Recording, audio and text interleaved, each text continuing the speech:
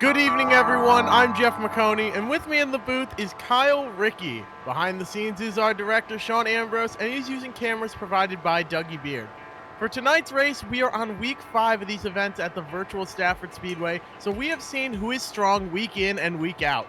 This week, though, we have 5 new faces trying to race in after finishing in the top 5 on Wednesday night. They will all have a chance to race their way into the feature tonight alongside Stafford's fastest e-drivers.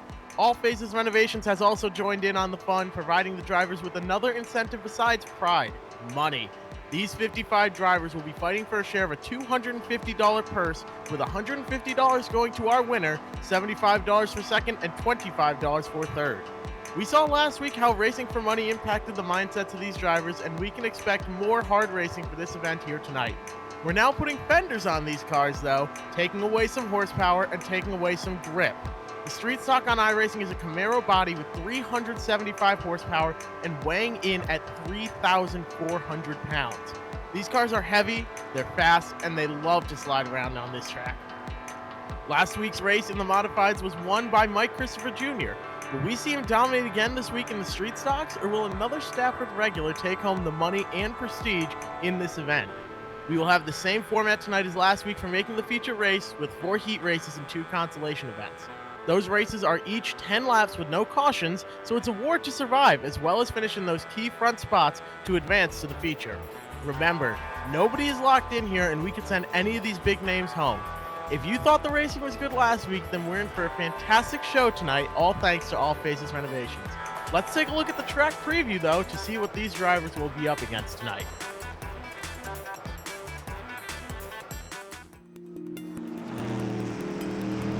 Welcome to Stafford. This half-mile oval was built in 1870 for a different type of horsepower, horse racing, and then automobile racing took over after that. This place is not as flashy or fancy as the half miles that the Cup cars go to today, but this busy oval can still put on a fantastic show full of action for the fans and intense competition for the drivers.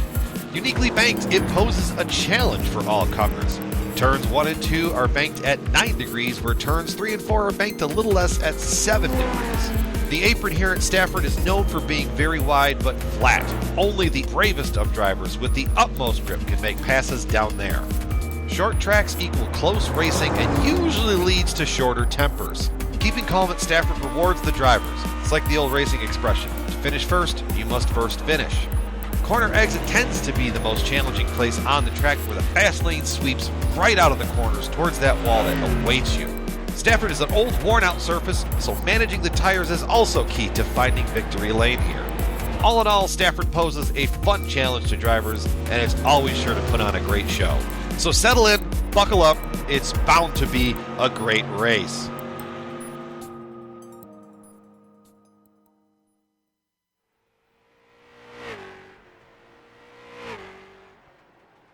Stafford Motor Speedway is in Stafford Springs, Connecticut. It's a half-mile track with 4 turns, and that sounds pretty simple until you remember that there's 2 different degrees of banking. In turns 1 and 2, it's 9 degrees, and in turns 3 and 4, it's only 7.5 degrees.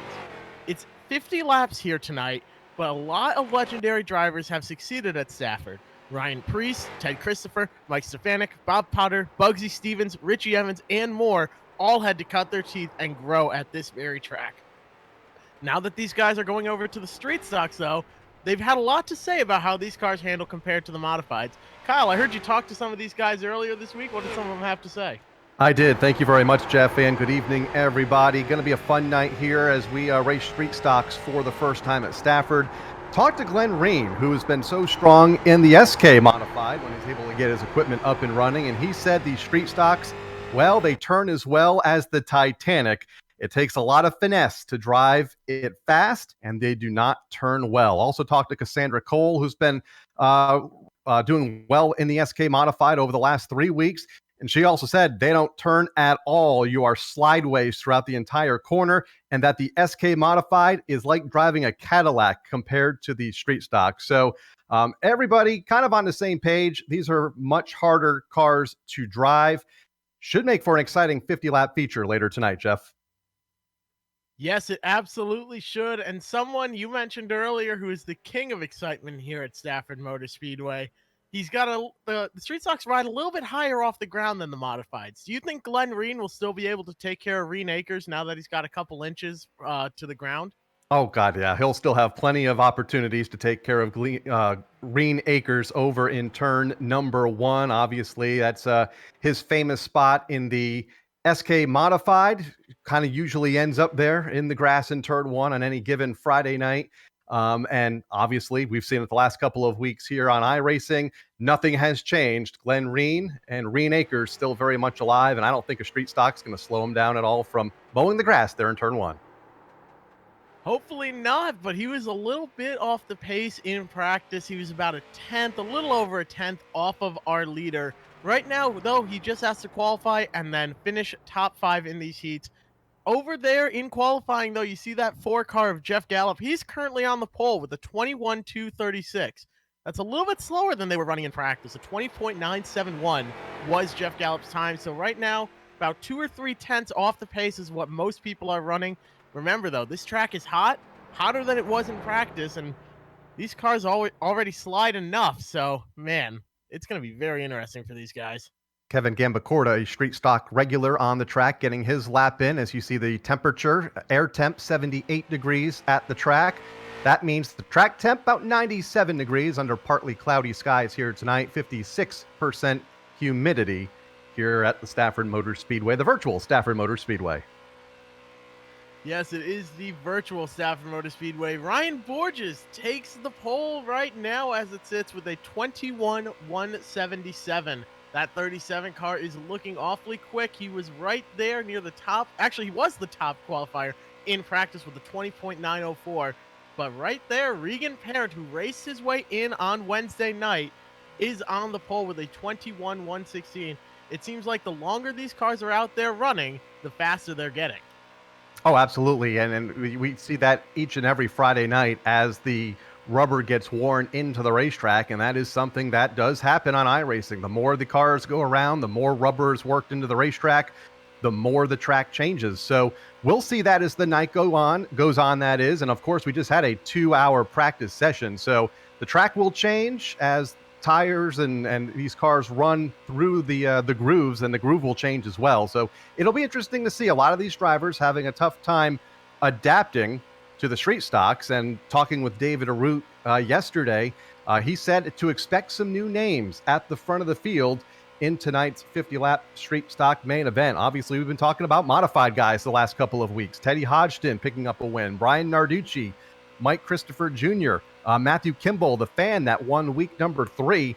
All guys that are familiar, for the most part, with modifieds. We're going to see some new faces, I have a feeling, here tonight. We certainly are. Mason Tessier also raced his way in on Wednesday night, and he is now 3rd on the board. Regan Parent, though, someone that raced their way in, is in 1st. Regan actually won the icebreaker, the virtual icebreaker that was put on by fans who missed seeing it at Thompson. So he won the virtual version of that just a few days ago. I believe it was on Sunday night that he ended up winning that. But Peter Bennett, the Legends car legend, right there, beats him by 4 thousandths of a second and takes the pole here with just under 45 seconds left in qualifying. If these guys are going to go out and make a lap, it's time to go. Dan Wesson, who is so familiar with street stocks in the real world at Stafford Motor Speedway, up in the top 5. Again, another one of those new names that I think will be a contender here tonight. Mason Tessier, as you mentioned, one of the fans that raced their way in. Jacob Perry among the top 5 right now here in the final minute or the final 30 seconds of this qualifying session. So everyone getting their final laps in. And David Arute told me earlier, qualifying was something that he wanted to work on. He said that was his weak point the last couple of weeks. He's had a tough time making the feature event. Right now, outside of the top 20, I believe he's in the 25th position right now for David. So he's going to have his work cut out for him again here tonight. He is going to have his work cut out for him. Glenn Reen did not make it to the line in time to put down a lap. So right now we are going to get gridded for turn 1 as we work our way through here. We are just getting everything back up on the stream. No need for concern, but getting ready to take the grid here for heat number 1. Peter Bennett is on the pole with Andrew Muller in 2nd. Matt Vassar 3rd. Matt Swanson lines up 4th. Kyle Souza raced his way in. He will be starting 5th. Troy Talman in 6th. Mikey Flynn starts 7th. Kyle Johnson will start 8th. George Bissett Jr., who's graduating over to the SK Lights next season, but has spent a lot of time in a street stock, will be starting 9th. David Arute in 10th. Kenny Horton in 11th. Cliff Saunders in 12th. Mark Alkus 13th. Kevin Crosby 14th. And Larry Westgate, who is the All Phases Renovations owner and operator, will be starting in 15th should he take the grid. But right now, we are getting everything all set up here on the line. Kyle, I have to ask, I know we don't get to play favorites, but who do you think is going to come out on top here in this heat race? Well, you told me earlier, we talked before we came on air about Kyle Souza, and I know him as a media guy, does a lot of the media stuff for tracks up here in the Northeast and on the NASCAR tours, including the NASCAR Wheel and Modified Tour. So I don't know. I think, you said earlier that he's really good on iRacing, did well on Wednesday night in the fan event, and is now starting toward the front of the field in this first qualifying event. He certainly is. He is a phenomenal iRacer. Actually, there have been plenty of times that he and I have been in a race together, and he has absolutely mopped the floor with me. Actually, just a couple days ago, he did here at Stafford in a tour modified. So he's quite the talented driver. But right now, we are getting ready to go to the green flag, and you can see it right here. They're all lined up behind the pace car. Thank you to our fantastic director, Sean Ambrose, able to overcome any hurdle and get us back here live here. I don't know anyone else that would be able to accomplish that feat. So thank you to him in the chat. Let's hear it. Cars beginning to roll here for qualifying heat race number 1. Again, 50 laps the distance for the street stocks here this evening in the feature event. And of course, All Phases Renovations, the official sponsor for tonight's event. First place in the main event, $150. Second, $75. And in third, $25. So $250 purse here tonight. They are located in southeastern Massachusetts. They are. Larry Westgate is starting in this race in 15th, so he's got some work to do, but he's got a great-looking All Phases Renovations car towards the rear. That three on the side of his car might look familiar. That's because Matt Swanson drives it. He is the car owner. Larry Westgate is the car owner for that tri-track car. So very interesting ties to real racing there, and he's got a good-looking car there. I hope he can make his way into this feature event. We can send a lot of people home, though. That's the thing. So if he doesn't make it in on this heat race, he can still race his way in through the Consi. Starting at the back of the field, getting a look at him there off of turn number 2 in the 15th starting position. Bennett and Moeller on the front row. Then it's Vassar and Swanson, who look good in a modified as well. Old Blue has been converted to a street stock here for tonight. Outside of row number 2, then it's Kyle Souza and Troy Tallman, who was fastest in practice earlier this afternoon as the green flag comes out.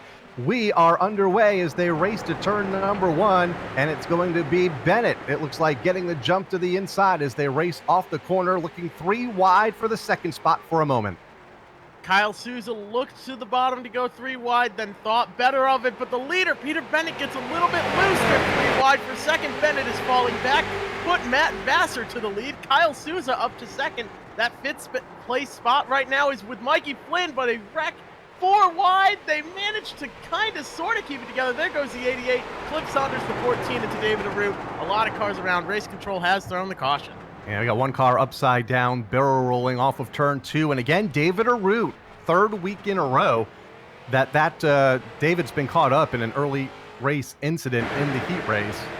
As we take a look at Johnson's incident off of turn number 2 here in just a moment. This is again coming off of turn 4, coming to green. Coming into turn 1 there, a lot of bumping and banging with those fenders. Man, they are taking advantage of it. The 45 car down on the inside was caught in this eventual wreck, but there goes the 89 in the rear. It goes all the way around. Larry Westgate is involved as well, but that is not what brought the caution out. Here coming to the line, you see our former leader, Peter Bennett, is falling back. The 88 taps the wall, goes down. And then there was a whole scrum, a few different issues here, all happening sort of at once. And just everyone got wrapped up. The 88 car goes up into the air, though, lands it on all 4 tires, but a lot of damage to that car. He will no doubt have to go to the LCQ races here later on this evening once we complete our 4 qualifying heat races. Matt Vassar shown as the leader over Kyle Souza, Andrew Moeller, Matt Swanson, George Bissett, Kyle Johnson, tagging the tail end of the field right now after that barrel roll up the back straightaway in the 15th spot. Also want to keep an eye on David Arute.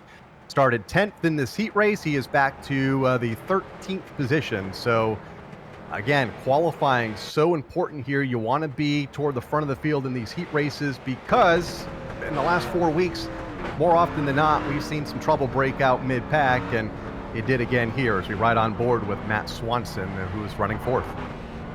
Absolutely. This race is all about getting a top 5 finish.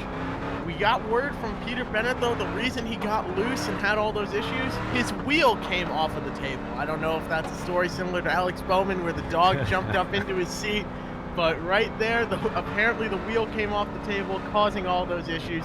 That puts Peter Bennett all the way back to 8th. Mikey Flynn in 7th. That's someone you cannot fall asleep on. He's an aggressive driver, and he can work his way up to the front. He's driving a Dale Senior-inspired paint scheme, and I guess some people might think of him as an intimidator of sorts because when you see him in your back bumper, you know he's going to get around you one way or another. He's in 7th, and he only needs 2 more spots.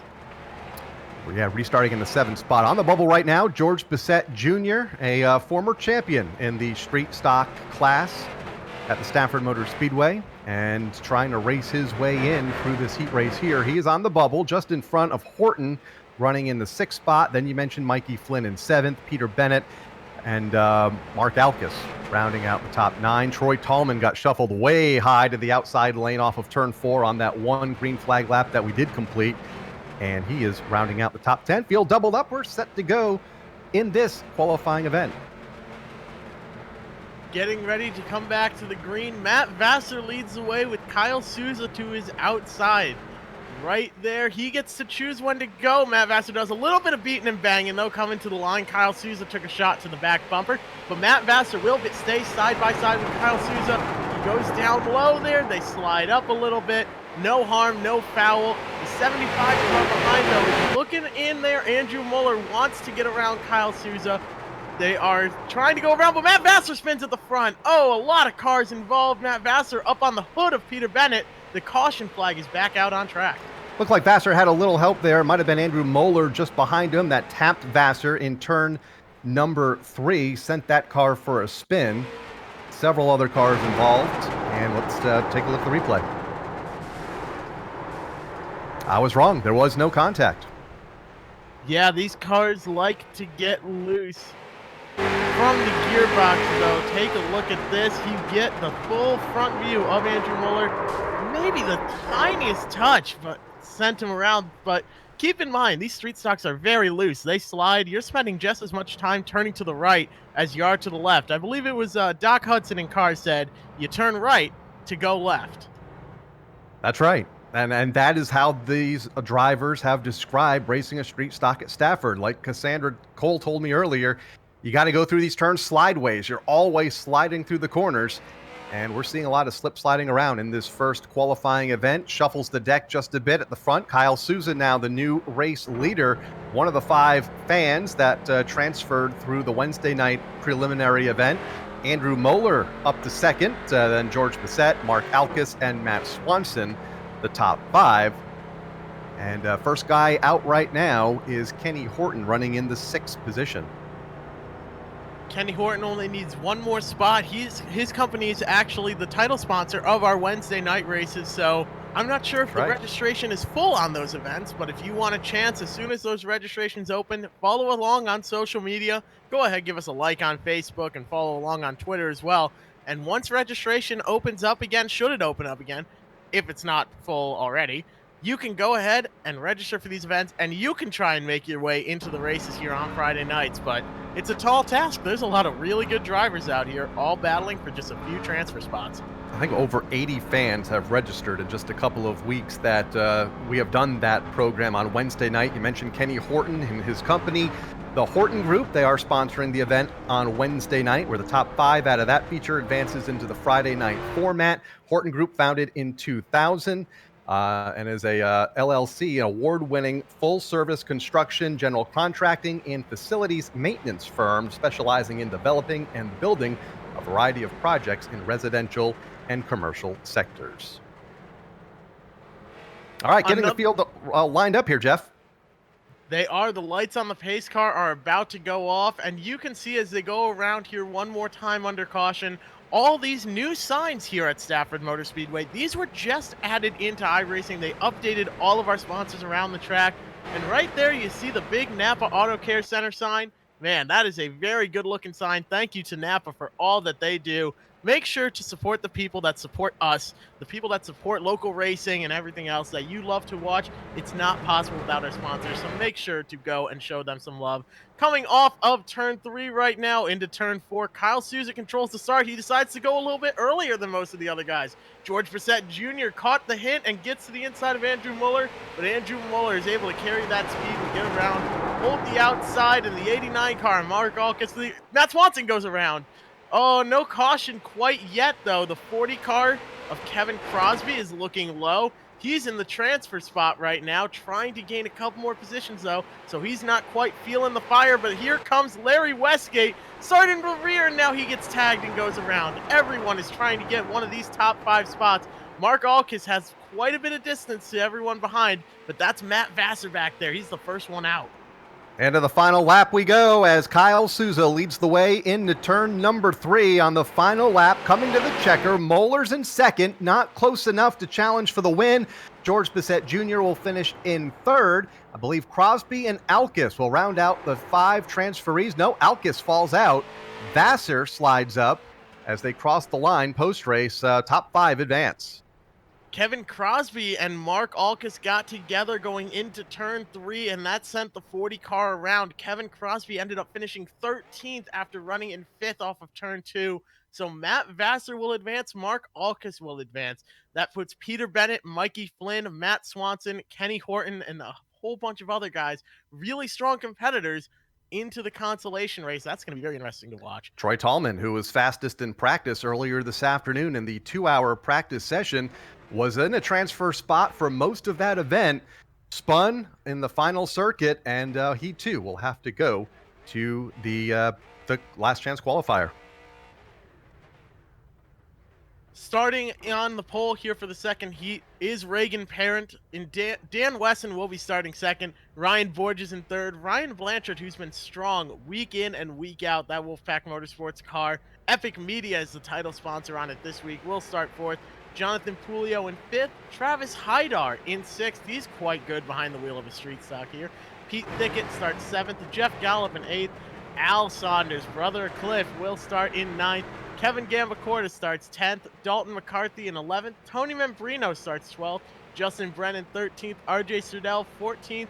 Daniel Kutu starts 15th. And the man, the myth, the legend, Glenn Reen almost flips it all by himself. Starts 16th. He turned a he put a 3,400 pound car up on 2 wheels on the backstretch all by himself. That's amazing. Only Glenn Reen can pull off a feat like that. Now we'll see if the car's okay and he can make his way up through the field here. Starting 16th, has to gain, my math is right, about 11 spots to have a shot at making the feature event here tonight and avoiding the last chance qualifying events. You are absolutely right. He does not want to have to race his way in. But then again, he'll probably look at it as a chance for another way to go behind the wheel of a race car. It's one more race for him to do well in, so we'll see how that goes. Never forget about Glenn Reen, but up towards the front, Reagan Parent will start in first. The green flag comes out, and he is side by side with the 92 of Dan Wesson. Going into turn 1, the advantage is in the middle as Brian Blanchard works it 3 wide there, making everything happen. They get in contact, though. Goes around, does Blanchard up into the air. Lands it almost on all 4 wheels, and the caution is out. Bren goes around going into turn 3 in the aftermath of that, but a wild ride for Blanchard as we take another look at it. And another first lap incident here, this time in qualifying heat race number 2. Going into the turn, Ryan Blanchard pushed it 3 wide. He saw the door open and jumped in, but just not enough room on turn exit. That caused everyone to get in contact with each other. The 9 car landed on all 4 wheels and then sort of went around. But right there, Ryan Blanchard takes advantage of Dan Wesson's mistake, puts it in, but just can't quite get clear. Not enough room up on the outside. Was given a lot of contact, and man, that's a very unfortunate incident. Ryan Blanchard will certainly have to race his way in. It was Wesson that was to the outside that he came up on. The two made contact, and over Blanchard went. So we, under caution, going to get everybody aligned back up here in qualifying heat race number 2. 8 laps left on the pylon. Big field of starters here tonight, Jeff, and that's been what's impressive every week. I believe the limit is about 60 or 62, and again here tonight in the street stocks, we fill them up.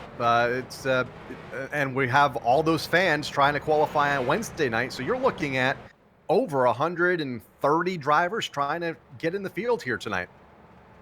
Everyone seems to really be loving these events. Everyone's having a good time over in chat. I'm watching that. There's 500 people tuned in right now. I think the moral of the story is everyone wants to watch racing. Everyone wants to be involved as much as they can. And as soon as we can get back to the track, it's going to be very, very exciting. But right now we are getting ready to come back to the green flag and get back to racing. We do want to say thank you to each and every one of you out there watching. Without you all supporting this, man, we'd have some very boring Friday nights while we wait to hit the track again. So thank you to everyone out there. If you want some racing, just head on to the Stafford YouTube channel. About every day there's new content, including driver profiles and first win videos.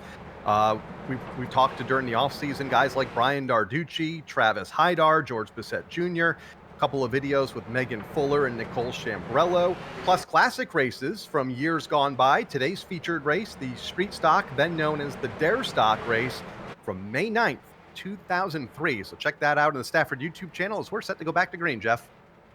Getting ready to come back to the green. Ryan Borges on the outside. Jonathan Julio, though, from third place, is able to get side by side with the 37. Trying to make that bottom work. All 4 tires on the apron. Everyone slides up behind him, but Jonathan Julio will be clear. That opens the door for Jeff Gallup to go to work on Ryan Borges. 5th place, though, is the place you want to be. Dan Wesson holds that spot, but the 18 of Dalton McCarthy almost got to him. That opened the door for Al Saunders to look low, and now he's going through the grass. Manages to save the car, but the caution's out.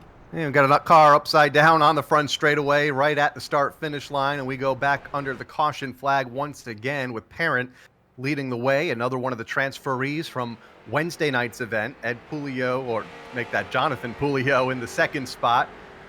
Borges 3rd, Gallup and McCarthy right now the top 5. And how about Glenn Reen? Right now 1 spot out of a transfer, and somehow he has avoided all the wrecks. And he is in 6th. How often do we say that?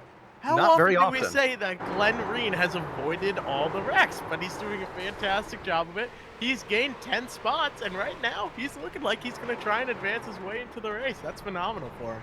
RJ Surdell getting a little airborne there. Bren having to go through the grass. Bren, a former competitor in the limited late models on Friday night, Stafford Motor Speedway.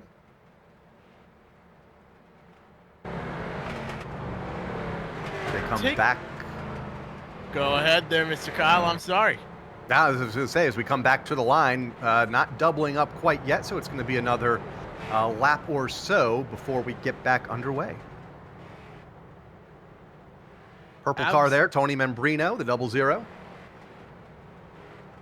Tony Membrino in that 00 car. The bright purple one, kind of hard to miss. It's a good looking car.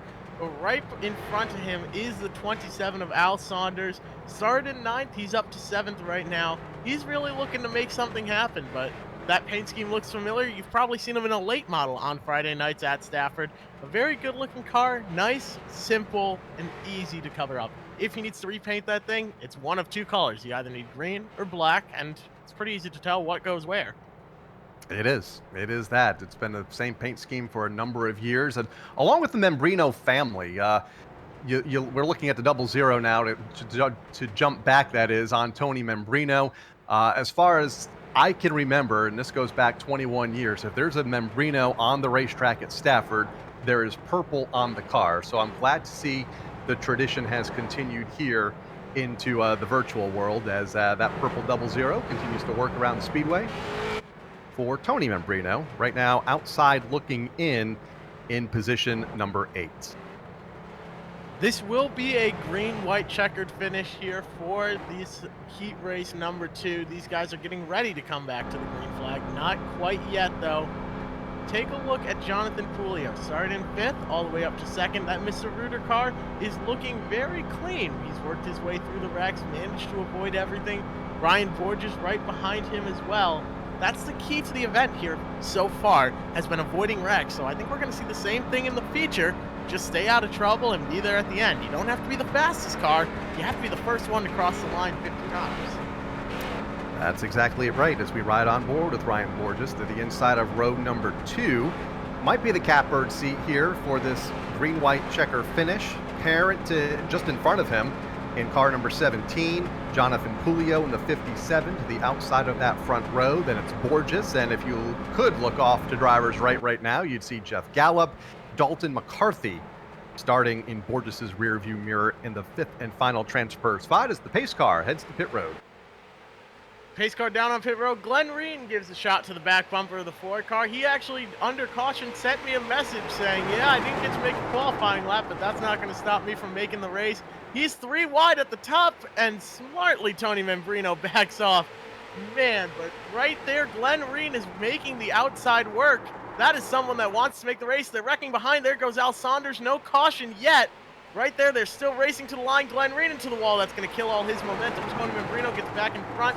Glenn Reen scored 7, now 8, but Regan Parent is looking to come off turn 4, the leader. Borges in the 2nd spot. Will he make a move? Pulio is there in 3rd. Then it's Gallup as they come off of turn 4. Checkered flag is out. Membrino goes around at the back of the field. And Regan Parent takes down the race win here in qualifying heat race number 2. Borges, Pulio, Gallup, and Dalton McCarthy rounding out the top 5. Again, a lot of really big names that are going to have to race their way in. We're going to send a lot of them home. Travis Hydar, Justin Brenn, Glenn Reen, Al Saunders, RJ Serdell, all these people that we were expecting to get into the race easily are now in a little bit of trouble here because we're going to be sending a lot of them home. I got to tell you, Hydar surprises me because this is what he does every Friday night. He is used to the street stocks. He has found a lot of success in street stock racing on Friday nights at Stafford Motor Speedway, and struggling here tonight, though. We'll see. He's still one of my favorites to not only get in the race, but also find his way to the front in the feature. He'll have one more opportunity in a bit in the LCQs. Before we can set the full lineup for the LCQs, though, we have this heat race number 3. Jacob Perry starts in 1st. Mason Tessier 2nd. Tyler Leary starts 3rd. Teddy Hodgson starts in 4th. He's got a fantastic looking paint scheme, I must say. Joseph Eiler in 5th. Cassandra Cole in 6th. Kyle Sisko was slated to take the grid in 7th, did not make the grid. In 8th, Devin Jensick. Starting 9th is Robert Sturck. Michael Bennett starts 10th. Dan Butler 11th. Nicholas Hovey in 12th. Corey Casagrande, who's had a lot of, if it's not bad luck, it's no luck at all here for him these past couple weeks. He's starting 13th. Ethan DeRocher starts 14th, James Boyle in 15th, and Robert Sears Jr. was slated to take the field 16th, but did not make it to the grid. Tyler Leary, so strong in the modifieds the last couple of weeks, qualified well in tonight's street stock program, starting 3rd. Teddy Hodgson has picked up a modified win. In fact, he finished 2nd last week as well. Teddy starting 4th, so be interesting to follow their progress tonight. Leary's struggles have not been as, or he has had more struggles than Hodgson. Leary's been on his head, it seems like, more times than not as we come to the green flag.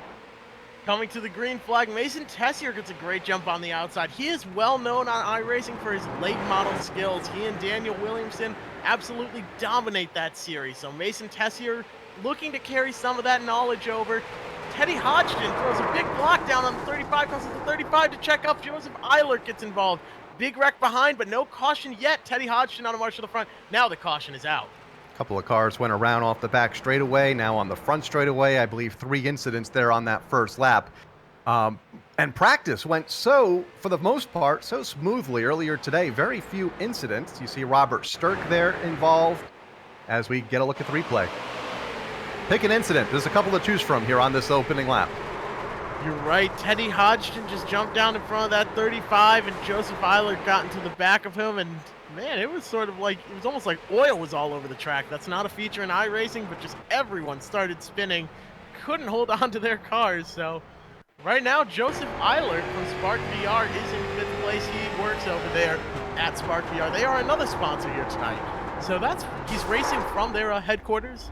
I think that's pretty darn cool, and that's something I'm looking forward to trying out once this coronavirus pandemic is over and we're able to go back out in public. I'm going to work my way down to Spark VR and check out what they have there, because they support Stafford, and we need to support the people that support us. Isn't that right, Kyle? I may join you there at Spark VR. Obviously, racing and driving is not my forte. Talking is, most nights anyway.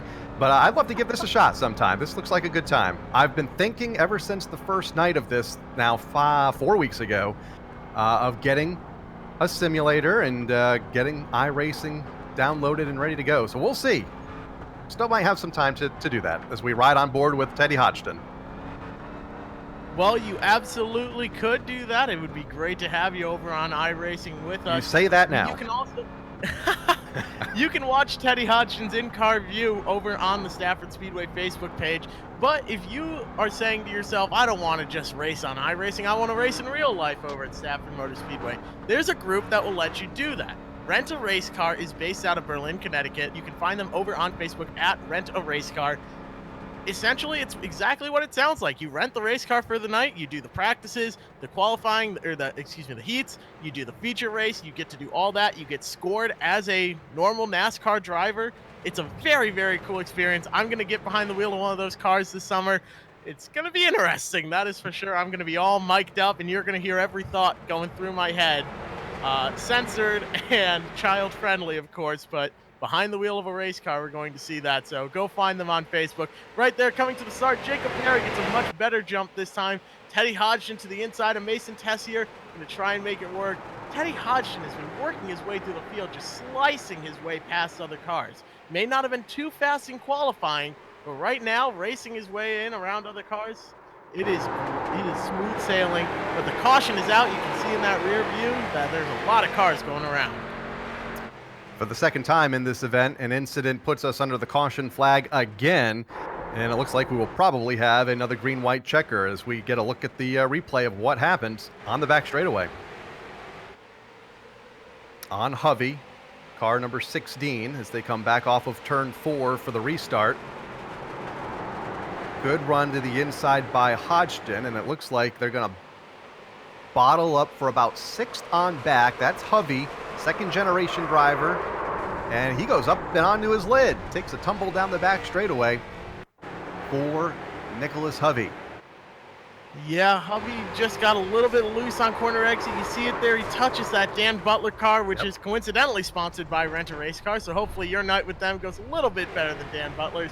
Goes up and over, though, but that 10 car manages to come out clean. I see Joseph Eilert work his way around and not take too much damage there at all, but a lot of drivers involved in that wreck, and like you saw, it's just a little bit too much on corner exit. It slides a little bit, and the car is gone. There's nothing you can do.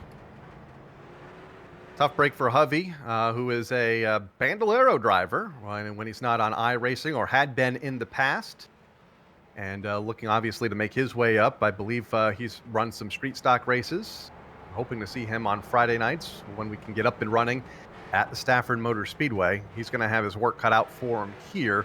Right now, 13th for the restart. Only the top 5 advance. Jacob Perry showing the way over Teddy Hodgson. Mason Tessier, one of the drivers that transferred from the Wednesday night event. Robert Sturck and Cassandra Cole having another good, quiet qualifying event here, running in the 5th spot. Has been able to avoid those 2 previous incidents. Corey Casagrande has worked his way from 13th up to 7th. He's managed to avoid all the trouble so far, which here on iRacing we don't get to say too often. He's looking to gain just a couple more spots and get up to 5th place, though. On board a moment ago, Jeff, with Cassandra Cole, and you see the 7 of Casagrande there. Corey Casagrande. Got a text from Alyssa Casagrande, who's watching tonight. So shout out to her. Absolutely. A lot of these drivers have family watching, and a lot of them also have spotters up on the stand. On iRacing, you can have someone watching over you, basically calling out things as a real spotter would, telling you when someone's outside, inside, what you need to do to be better. Jacob Perry has one, and that man's name is Mr. Brian Tedeschi. He's a super late model driver, works on a crew for various teams. He's also, you may know him as Shell V Power 22 over on the Xbox NASCAR Heat Series. Kyle, your colleague, Hannah works on those races, calling those. Brian Tedeschi drives that number 22 Shell Pennzoil machine, and he's pretty darn good for Penske. For Team Penske Gaming, I believe that's on what, Thursday nights, Wednesday nights. Got to do one with Hannah a couple of weeks ago. They're a lot of fun as we get set to go green here in this qualifying event. Teddy Hodgson, Jacob Perry, back to turn one. Down to the bottom goes Jacob Perry, and Hodgson slides it, holding onto it. Looks like he's going to go around. Manages to save it. Joseph Eilert into the wall back there, but right now we're staying under green. Robert Sturck up there goes around. I'm sorry, that was the 35er. Cassandra Cole goes around. Dan Butler to the outside, and that rent-a-race car machine makes it work 3 wide. Right now, Dan Butler is the transfer position with Corey Casagrande hot on his heels. They are chasing down. Jacob Perry, Mason Tessier, 1-2 into the corner for the final time. And does anybody have anything left for Perry? They come off of turn number 4. Checkered is out, and the answer is no. He'll pick up the race win here in this qualifying event. Tessier, Robert Sturck, Devin Jensick, and Dan Butler, the top 5. Corey Casagrande is going to have to fight his way in through the last chance qualifier. Right there, the 34 car, Robert Sturck, seems a little unhappy with Dan Butler, so we'll have to keep an eye on that afterwards. I was talking earlier about Mr. Brian Tedeschi. I actually met him through the Purdue Grand Prix. He sent me a message on Facebook after one of our events, and we ended up becoming very good friends.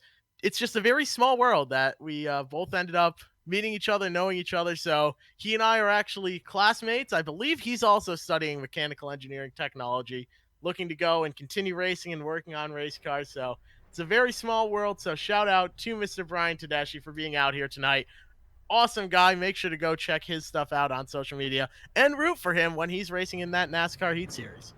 Absolutely. That NASCAR Heat Series rolls on. I believe they're at Watkins Glen, the road course, this coming week. Absolutely. And we are getting word that Teddy Hodgson's shifter popped into neutral in turn 1. He wasn't getting loose. His car shifted into neutral, had some technical difficulties there, and lost a lot of positions. But now he's got to race his way in. This is last chance qualifier number 1. On the pole is Peter Bennett. Corey Casagrande starts second. Justin Brenn in third. Matt Swanson in fourth. Tyler Leary will start 5th. Al Saunders in 6th. Cliff Saunders in 7th. So those two, probably only one of them is going to advance. So we'll see how that ends up working. Nicholas Hovey will start 8th. Pete Thickett in 9th. David Arute in 10th. James Boyle 11th. Tony Membrino 12th. Troy Tallman 13th. Ethan DeRocher 14th. Kevin Gambacorta 15th.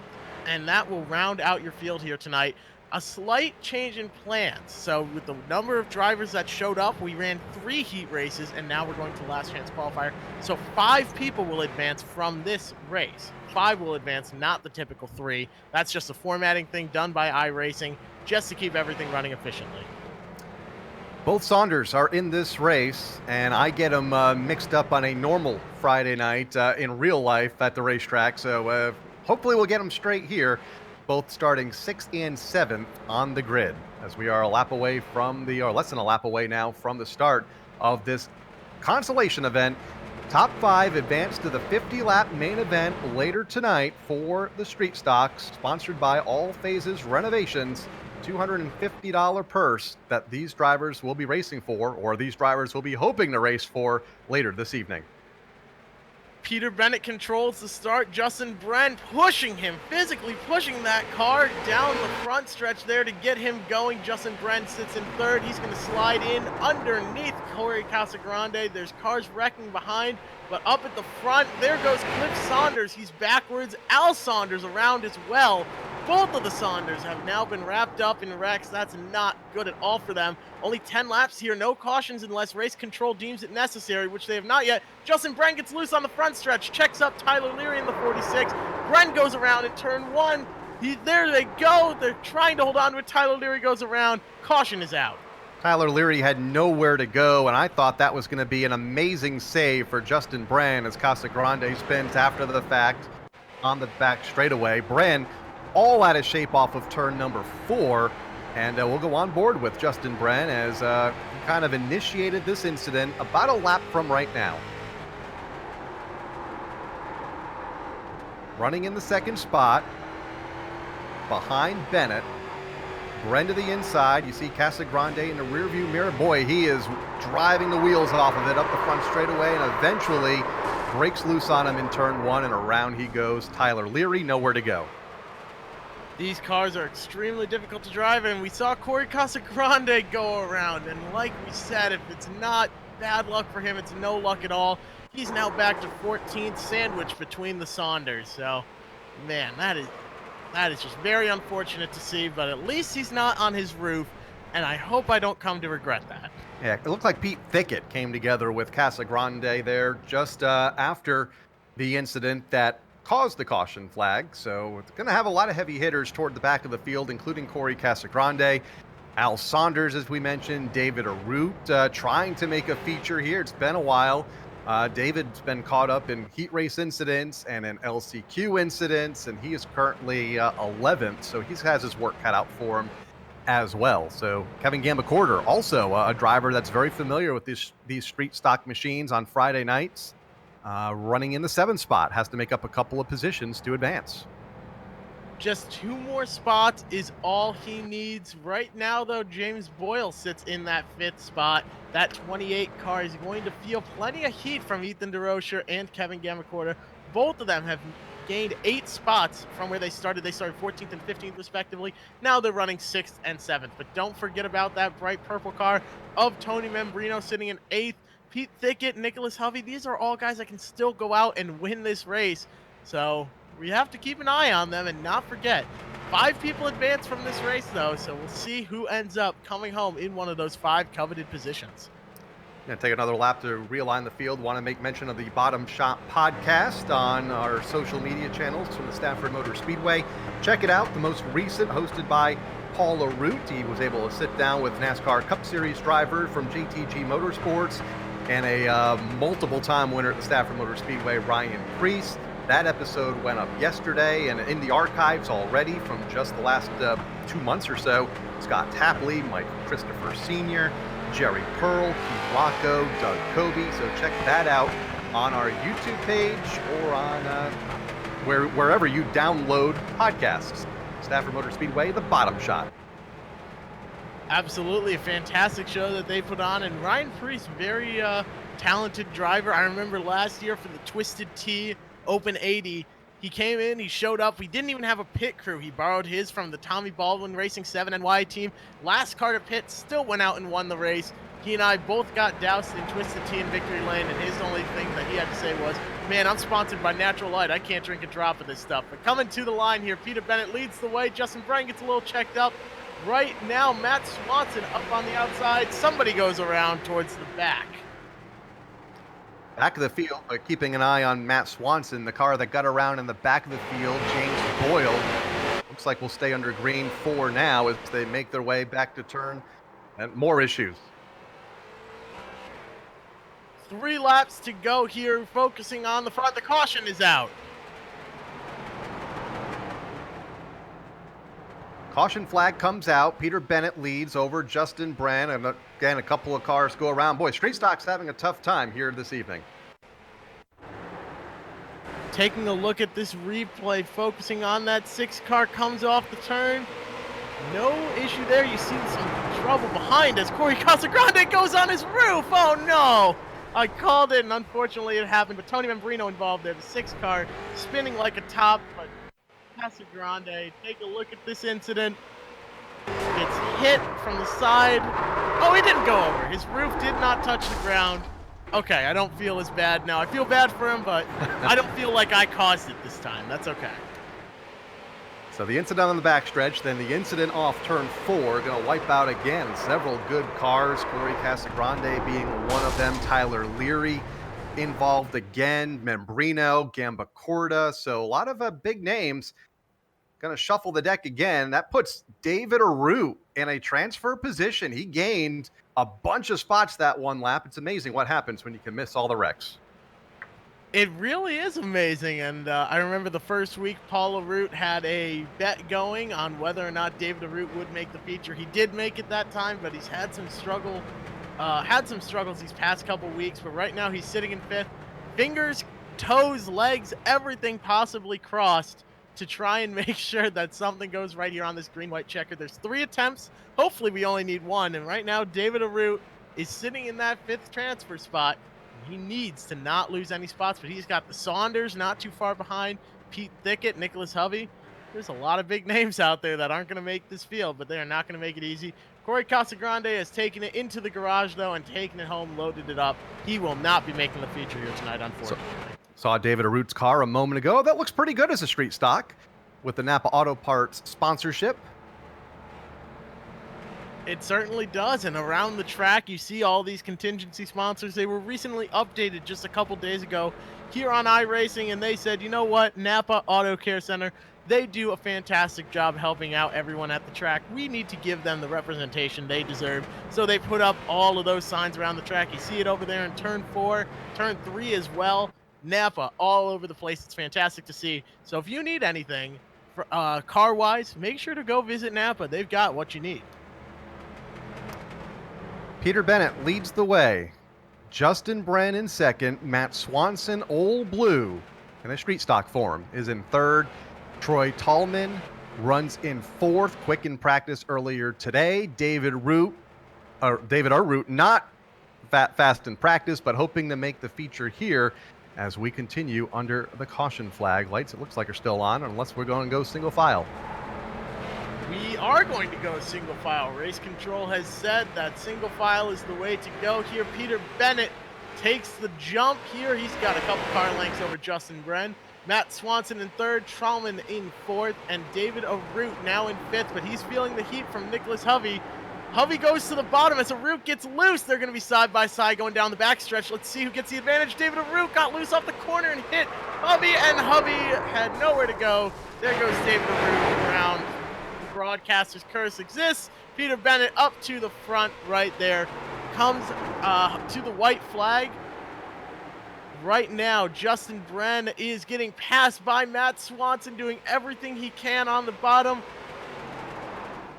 Justin Bren in a good spot, though. Justin Bren in a good spot. He's in the top 5 as they come off turn 4. Peter Bennett will see the checkered flag and will claim this last chance qualifier win. Rest of the field crosses. Swanson, Bren, Tallman, and I believe Kevin Gambacorder gets the final transfer spot. He does, and the first car out is going to be Tony Membrino, whose brother, Mark, just put a bounty in the chat. $10 to whoever spins that 00 car. Right now, I don't know if that bounty goes unclaimed. I believe it gets split among the production team is what I heard, so I'm not sure on that one. Right now, though, getting ready for the second consolation event. Travis Hydar will start on the pole. Maggie Flynn in 2nd.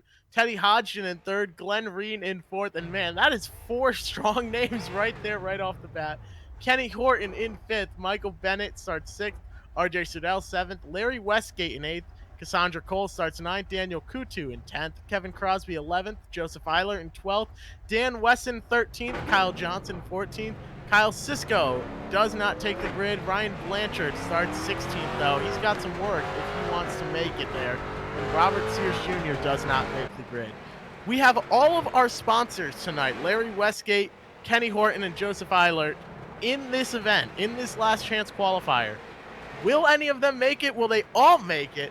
Let's see what ends up happening here, because that is a story to definitely keep an eye on. Do not fall asleep on the 41, the 19, and the 3 car.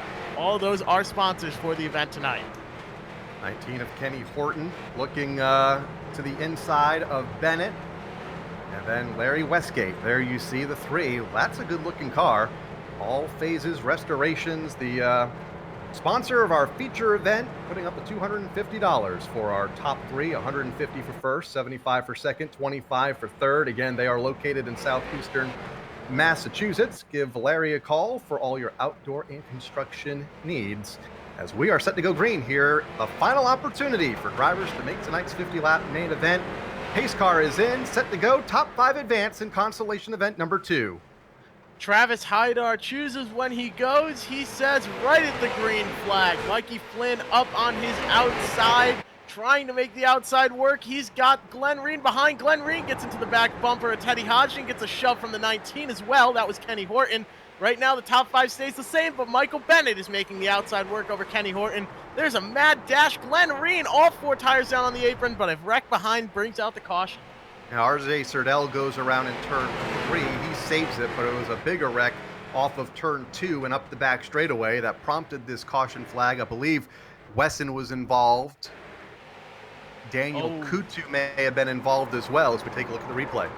Yeah, that was our sponsor, Larry Westgate, just a little tight off the corner, ran out of room, barely touches that 33 car, and then it was just mayhem from there. Involved the 41 and Joseph Eiler as well. Ryan Blanchard snaked his way through, but a lot of big names there. Take a look here with Crosby here, focusing on him, riding along. You see them 3 wide in front, and boom, boom, nowhere to really go. A little bit of contact, but it could have been a whole lot worse for him. He did as good a job as he could of getting around. Well, yeah, he got through the first event, and then he got hit. Got tagged pretty good clip just after the event. That looked like it was the 33 of Kutu that got him going into turn 3. So under caution again. It's been the theme here tonight. Opening lap incidents here in this final consolation event. Travis Hydar right where at least I expected him, at least in this event and in the heat race. He's the race leader over Teddy Hodgson, Mikey Flynn, Glenn Reen, Michael Bennett, all Stafford regulars up and in the top 5. Then it's Kenny Horton in 6th, the first guy out. RJ Serdell, Cassandra Cole, Ryan Blanchard, and Kyle Johnson, the top 10. I think we're going to have to double check that Nicole LaRose isn't driving that 29 machine. She did very well at the Ladies Invitational last year. She won that race. So yeah, she won it. Almost put it firewall deep on the last lap when she had a straightaway lead, but managed to bring it home in one piece. Did a fantastic job. But let's make sure that she's not behind the wheel of that 29 car. I don't know if we can get some sort of confirmation from her in chat.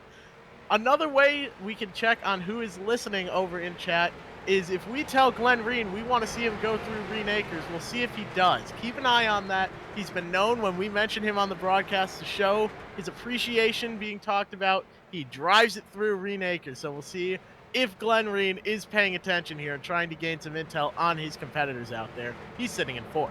I was going to say, restarting in the outside lane, so now may not be the time for that number 31 car to go mow the grass in turn number 1 as we're set for the restart. Travis Hydar gets the jump over Teddy Hodgson. Let's see if we can complete a lap here under green as we are in our second and final consolation event, top 5 advance, and it's Hydar leading over Hodgson. Mad scramble from 3rd on back as they race up to the back straightaway, and Glenn Reen's right in the middle of it all. They're 3 wide behind Glenn Reen. Ryan Blanchard down on the bottom, holding on to it, makes it work. A fantastic save by him. Glenn Reen now to the inside of Michael Bennett. You might be seeing double because there's 2 31 cars battling side by side. Glenn Reen on the bottom, Michael Bennett gets loose on corner exit. Score Glenn Reen ahead. Right there, he gets the advantage. That lets RJ Serdell get to the inside of Michael Bennett. Serdell loses it, spins low into Blanchard. They're both around, but it's off track. No caution yet. That is off the grass as we stay back under the green flag, and here they come back into turn number 2, and it's Glenn Reen looking to the inside of Mikey Flynn as they race their way up the back straightaway. All this behind Hydar and Hodgson. Battle for 3rd. Reen hangs on to that position for now. Mikey Flynn has to fall back in the line in 2nd, then a gap of a few car lengths back to Michael Bennett, rounding out the top 5 as we go on board in turn number 2. Final lap as they make their way. It'll be the white flag this time, actually. White flag this time. There's cars that are stranded all over the track. Travis Hydar takes the white flag there, coming around one more time. Teddy Hodgson about half a second back. Plenty of room. Glenn Reen is in 3rd, Mikey Flynn in 4th. Michael Bennett is in that fifth spot. We'll see if Kenny Horton can make something happen here at the end. He's a little far back to do it. But coming off turn 4, Travis Haidar wheels his way to the victory lane. Comes home in first, Teddy Hodgson second, Glenn Reen in third, Mikey Flynn in fourth, and Michael Bennett. I don't think Michael Bennett crossed the line. He wrecked off turn 4 and gets clobbered again. Tough break for Michael Bennett. Something happened to that car off of turn 4, and he did not finish in the top 5. Kenny Horton, that fifth and final transfer spot. Looks like he overcorrected, Jeff. He did. A tiny touch from Kenny Horton is what upset him. He was expecting that bottom shot move, but Kenny Horton didn't make it until Michael Bennett made a mistake. And then he just turned back down onto the track and got hit again. So put Mr. Kenny Horton into the feature event here tonight. Taking a look at the grid, Kyle Souza is on the pole. Reagan Parent will start second, Jacob Perry in third. But let's take a quick break here as these guys get the engines warmed up.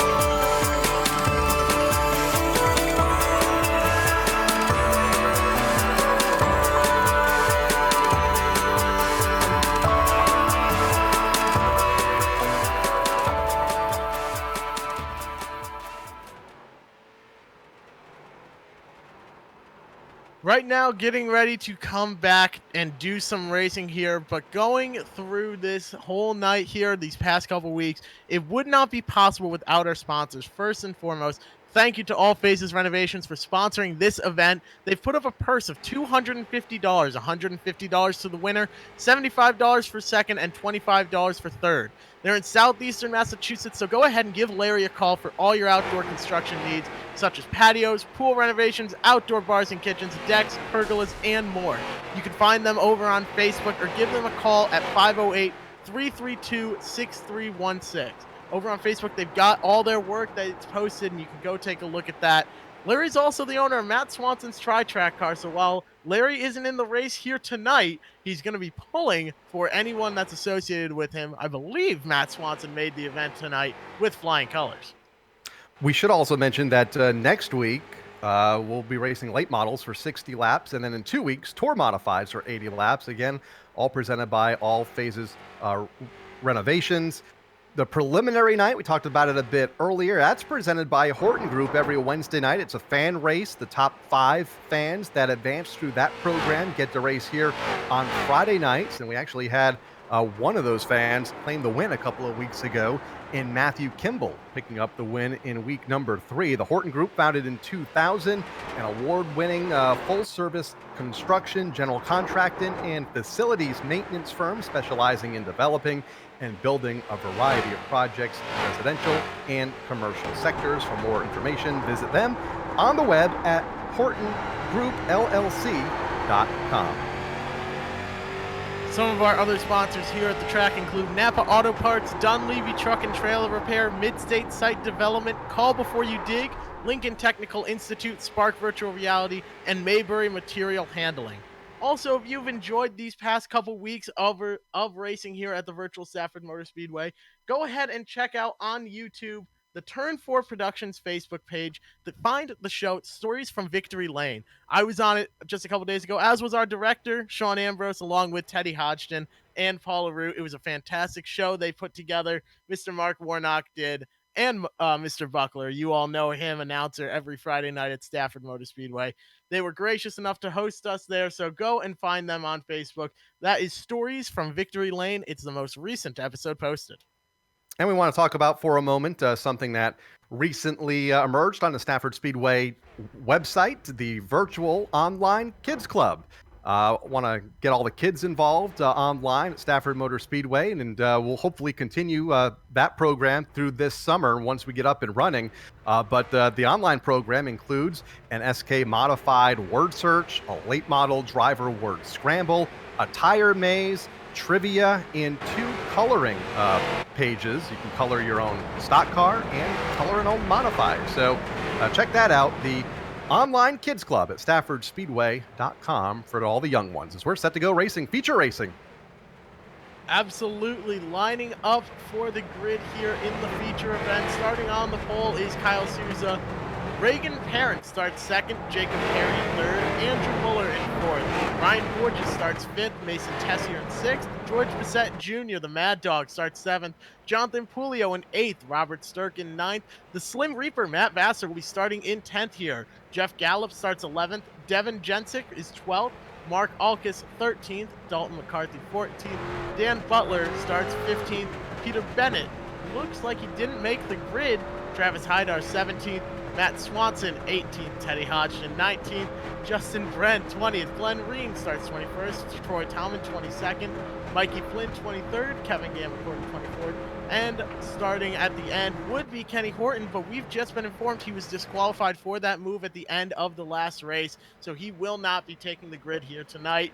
But at the front, Kyle Souza gets a little bit of a bobble at the start. Reagan Parent works the outside, but Souza down to the bottom, all 4 tires on the apron. Gonna try and make it work. He's back even and looking to clear that 17 off turn 2, which he does easy. 2 of the fan competitors on the front row, led by Kyle Souza. He leads them into turn number 3.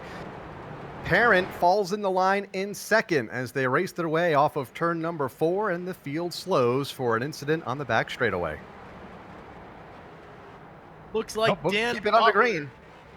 No, we are under Okay. caution. Dan Butler ended up turned around there, just involved in an incident. That was the rent-a-race car machine. Travis Hydar got into the back room going into the turn and just spun around. Did that 10 car go? Hodgson actually took a shot to the front end, so a little bit of front end damage there.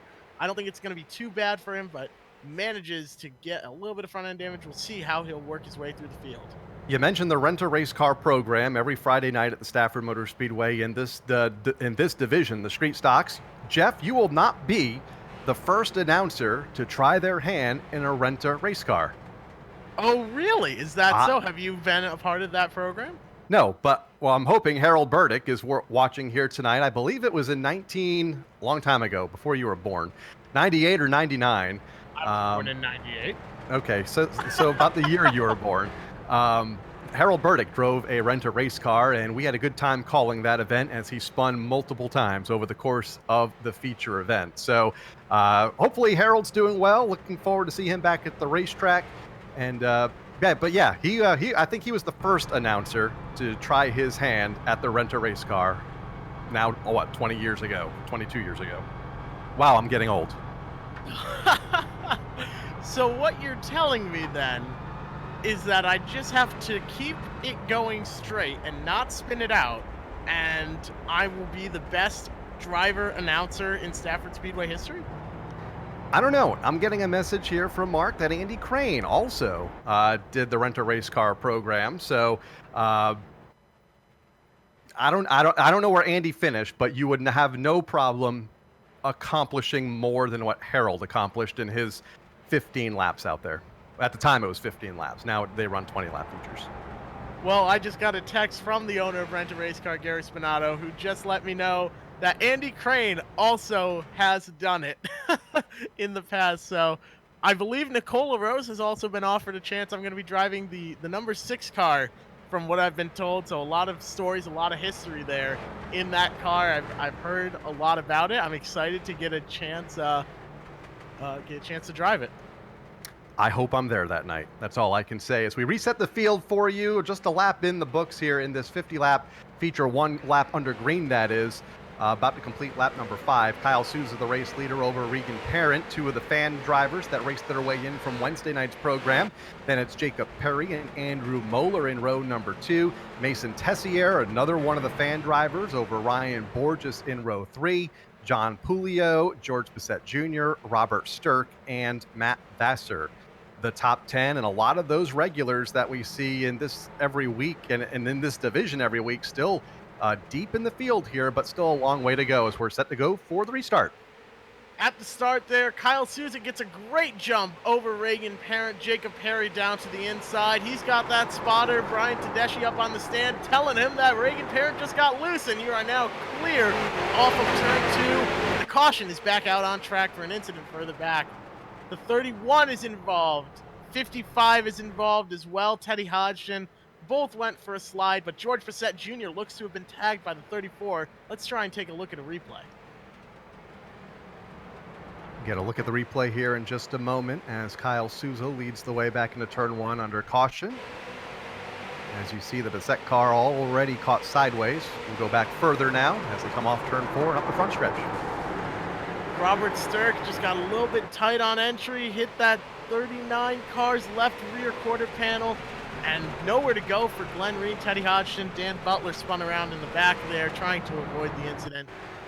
But go on board now. Sorry, go right ahead. Yeah, go on board with Glenn Reen.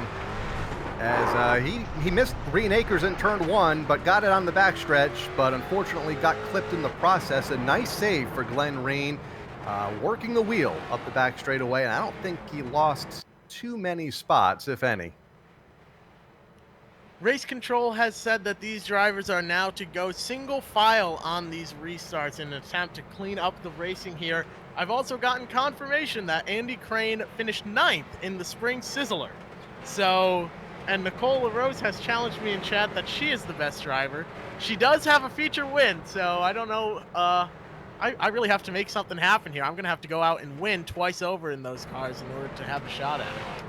And again, I hope I'm there that night that you climb in the rent-a-race car and challenge for the win against guys like Travis Haidar. I guess George Bissett Jr. isn't there anymore. He's moved up to the SK Lights, but Meg Fuller's still out there. Also, Nicole Chambrello out there as well. She's a proven winner in this division. So a lot of drivers that you're going to have to contend with on Friday night. It's going to be a good field of cars this year. Can't wait to see you out there, Jeff, I think. You know what? I bet you can. I've just gotten word from Sean Korchesny. He is the last media member to win a feature at Stafford Speedway, 1997 Legends cars. However, that is not true because Nicola Rose has won a race. So, I don't know, Sean, was that the first annual media member feature race at Stafford Motor Speedway? Was it the first annual one? I think that was my, let's see, I was an intern that year.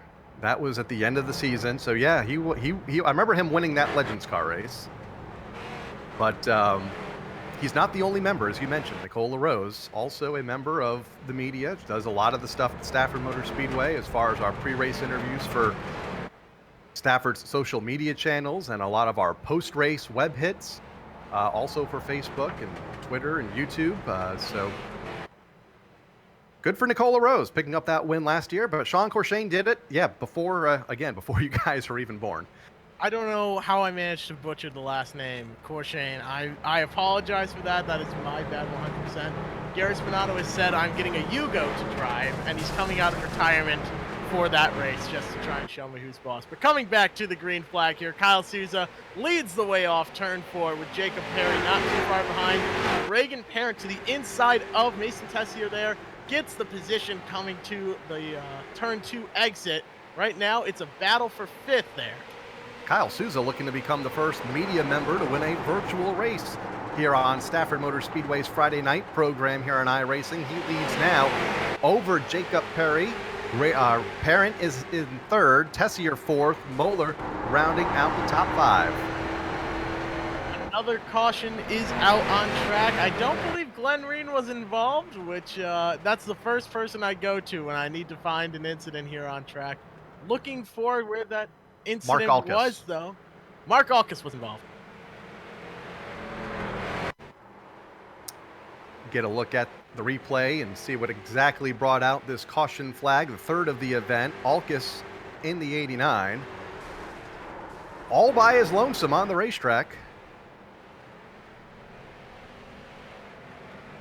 Slow on the racing line, pulls off the back straightaway. Not sure if there was an issue with that car. Yeah, he had no choice but to put the caution out. Yeah, that one was automatically thrown by iRacing there. That wasn't race control jumping in, but actually Robert Sturck has been given an EOL penalty there, so there could have been another incident. Right now he is stopped on track, the 34 is.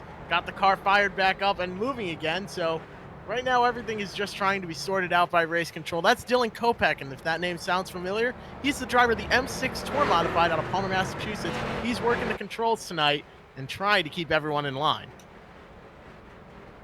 Working lap number 16 of this 50-lap main event for the street stocks, having a tough time here this evening in the heats and in the feature, getting a consecutive green flag laps. Kyle Souza, the race leader, after racing his way in during the fan program on Friday or on Wednesday nights. That's sponsored by the Horton Group. Top 5 in the Wednesday night main event, gets to race here on Friday night, or at least have a shot at making the main event here tonight. They're allowed into the qualifying heat races. And Kyle Souza, he's been strong all day. He was strong in practice earlier today during the 2-hour session. Good in qualifying, good in his heat race, and here he is at the front of the field here in this 50-lap main event. And has been employed at about all the tracks up here in the Northeast, and you have seen him in the media center in the past at Stafford Motor Speedway, working for NASCAR, helping out when the NASCAR Wheel and Modified Tour's in town. So now he's on the racetrack here, and you told me earlier tonight, Jeff, he's a pretty good iRacer. I didn't believe Kyle when I talked to him earlier today that he said he was going to be in contention for the win. I kind of said, yeah, okay, but you said otherwise when we talked earlier. You are, yeah, I can believe that, but you take a look at his iRacing stats, he has an I rating of 4,334. To put it into perspective, mine is about 3,100. You start off at about 1,500 I rating, and you go up maybe 20 to 50 points a race on average, and that's if you don't get wrecked and go down. You can go down just as much as you go up. So an I rating of 4,334 is absolutely phenomenal. He's got over 275 wins on the service. He's ranked 57th in the world in the Tour Modifieds on iRacing. So he knows his way around the Tour Mods, and he knows his way around iRacing as well. So, who knew? A media member has a good pastime over on iRacing, and he's doing a great job of it, coming off turn 4, getting ready to come back to the green flag. On board with Kyle Souza there, getting a look in the cockpit as we come back to the green flag. Single file restart. Souza, Perry, Tessier, Moeller and Jonathan Pulio rounding out the top 5 as they come back to green. Everybody in single file formation except for Jeff Gallup. It looked like he was the first car out of line, looking to the inside to try to get the top 5 spot away, but he decides to get back in the line as they cross the stripe. Everybody chasing Sousa, who is now tiptoeing away at the front of the field. One guy on the move is Teddy Hodgson. He's got some front end damage on that car, but it's not hurting him too bad. He's gained 10 positions already. So the Slim Reaper gets a little bit loose. Teddy Hodgson gets loose and loops it around on the backstretch. The caution's out for a self spin. You jinxed him. As soon as you said he was having a good run coming to the front of the field, which he was, car broke loose off of turn number 2. Hard to tell from my angle if there was contact or not. Let's check the replay. And he did just that. No contact. All by himself. Checked up off of turn number 2. Car spun to the infield again. This is a completely different feel as we go on board with Teddy. A completely different feel from what he's used to in an SK Modified. They are very, very difficult cars to drive, and he just loops it around and brings it around on that access road on the backstretch, but it's enough to bring out a caution here. I'm scared to talk about anybody else because everyone I've mentioned tonight immediately afterwards has gotten into some sort of trouble, except for Kyle Sousa. And now I'm going to feel very badly if anything happens to him, and I'm going to think it's my fault. So hopefully, I don't know, maybe it's a fellow media member. Maybe he's protected from it. Could that be the case here, Kyle? Yeah, I mean, it could be. We'll find out here in the next 27 laps, but he has led all the laps thus far. Looks like we are set to go back to green here in a moment as we ride on board with Andrew Moeller, who is currently in position number 4. Andrew Moeller is having a pretty quiet night so far. He started in 4th and he's sitting in 4th. Someone that's made up a lot of ground though is Travis Hydar. He's gained 10 spots. Also, Glenn Reen went through Reen Acres. I knew it. I knew he would do it. He goes through Reen Acres right there. He's gained 12 spots on the night so far. Matt Swanson, he's gained 7. Up 10 spots is Mikey Flynn. 8 spots is Troy Tallman. So a lot of people are working their way up through this field. Kevin Gamacorda has gained 8 spots. He's currently running 16th. People are making passes. It's just that with all these cautions, they're a bit hindered. So we've run most of these laps under caution here, but we are halfway through this race at the line. Yeah, it's about missing the wrecks for a lot of these drivers. The ones that have made the most ground have probably avoided the most carnage here tonight, and there's been a lot of it as we continue. We had a look at Glenn Reen there a moment ago as the field makes their way up the front straightaway and into turn number 1. Again, it'll be a single file restart, and we are officially into the second half of this event now. 4 cautions in, and again, caution laps do count here in tonight's feature events. What's the overtime rules, Jeff? There are green-white checkers, and I believe, 3 attempts? That is correct. There are 3 green-white checkered attempts here tonight, and at this rate, we're going to need all 3 of them, but hopefully that will change here soon. You're going to jinx that too? I probably am. With my luck tonight, man, I don't know. We talked about David Arute, and David Arute went around, and he's currently tweeting at me, and I imagine he's kind of upset with me right now. So hopefully come tomorrow morning, I'll still have a job. I'm really hoping this isn't the end-all be-all. Don't hold your breath. I'm just kidding, Jeff. I'm just kidding. It looks like everybody's in order.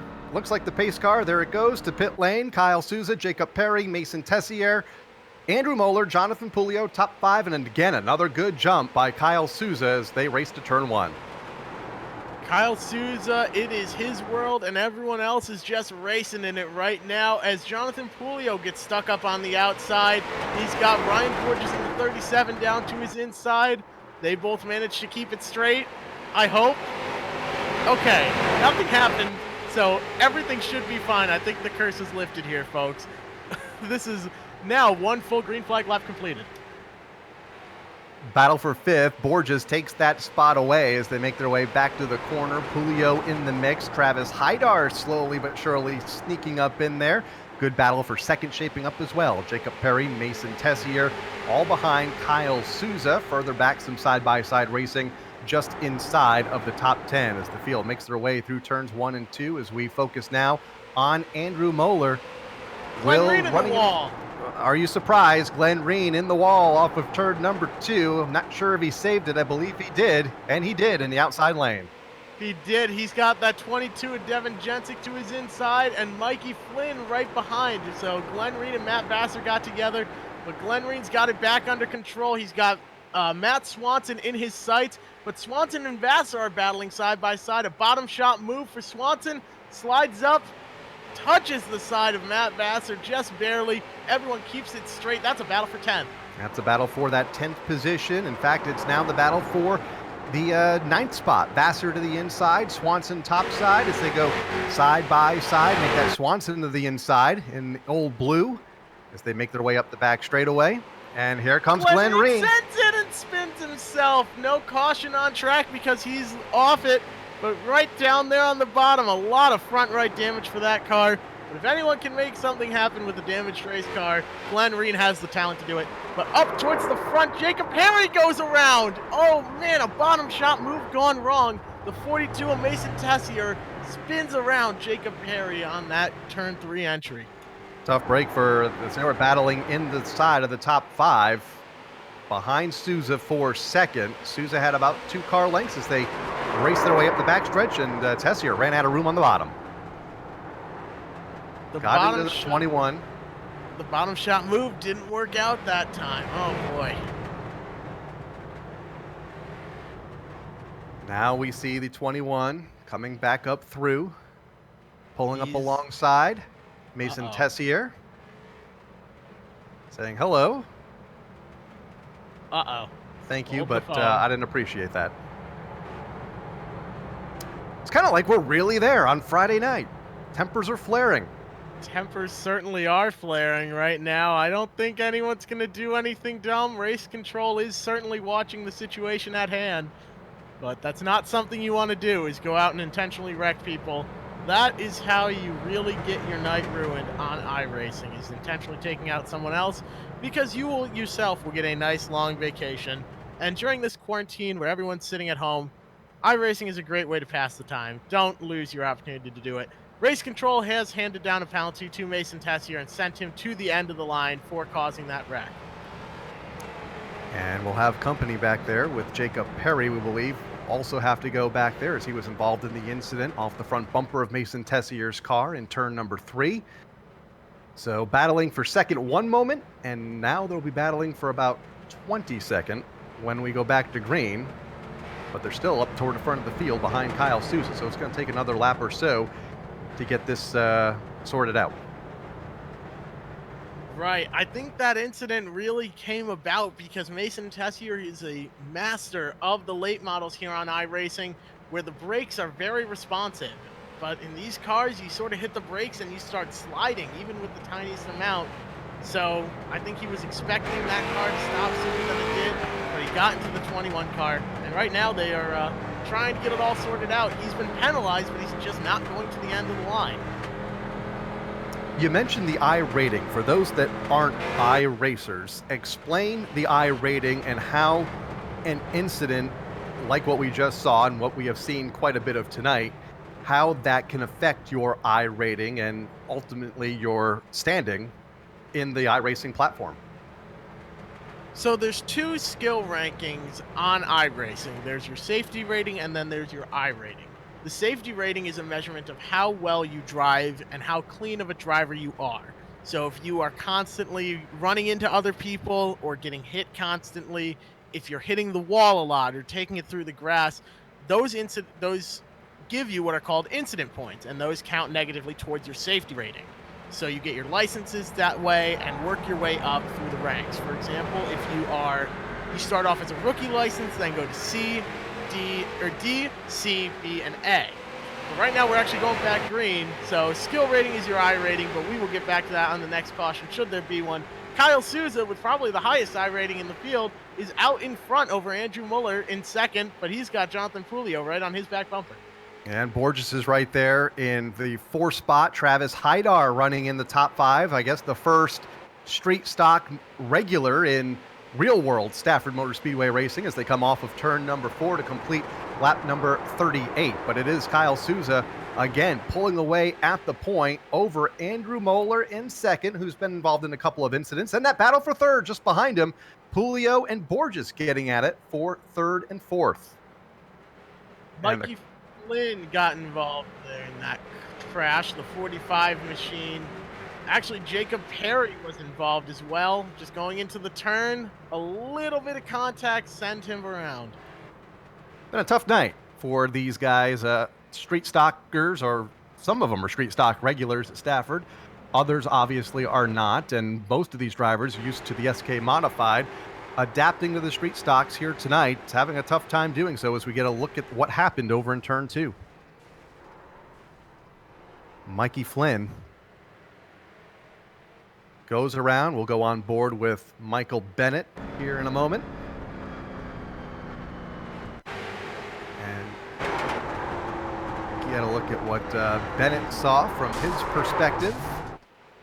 A windshield full of Mikey Flynn is what he saw. Had nowhere to go. Absolutely not. And somehow Gamba Corda ended up doing a cartwheel. That's a thing that happened, I guess. But correction to earlier, Tessier actually has an I rating of 5,479, which is absolutely astronomically high. The way I rating works is that is your skill rating. That is based purely off of where you finish, regardless of how many incident points you get. Every field is ranked. Every driver in a field in an official race is ranked. 1 through, let's say there's 25 people in the race, everyone's ranked 1 through 25. And the number on your car is your rank in the lobby, with 1 being the highest I rating and 25 in that case being the lowest I rating. So if the guy in 25th finishes in first, he's going to gain a lot of I rating points because he's beating people that are ranked higher than him, that should be better than him. And if the guy in first finishes dead last, let's say he wrecks on lap 1, he's going to lose a lot of incident points because he's getting beat by people that he should be able to beat. That's the theory. So it's basically a skill rating, and it rewards consistency and consistently finishing well. So to have a rating as high as theirs are when you go down by usually 50 at the most per race is pretty phenomenal. That Kyle Souza and Tessier are up in the 4,000 and 5,000 range. That is not a common feat. The highest I rating ever is right around 10,000, and that's held by Ty Majeski, and he's essentially unopposed. iRacing 101 with Jeff McConey here on this Friday night under caution with 8 laps to go. Back under the green flag, Kyle Souza started on the pole and is currently on the pole for the restart. Leads the way back to turn number 1, has led all the laps over Andrew Moeller in the second spot. And here they go, battle for third between Ryan Borges and Jonathan Pulio. Borges down on the inside. He's running out of room as he gets up next to Jonathan Pulio. Doesn't make any contact. Both managed to hold on. Travis Haidar right now is looking to capitalize on this battle. Get to that inside of Pulio. He does. Right now he's side by side. They are battling for the 4th position there. Haidar and Pulio are. A bottom shot move surely coming. There it is. And now they are side by side. Battle for 4th with Travis Haidar and Jonathan Pulio. Street stock regular Travis Haidar coming to the front of the field as he is in that battle for position number 4. He has gained 13 spots so far in this feature event, and he's wanting more. Has a tough time now holding off Jonathan Pulio and Matt Swanson there just behind him. They are really stacked up from about 3rd on back as they race off of turn 4.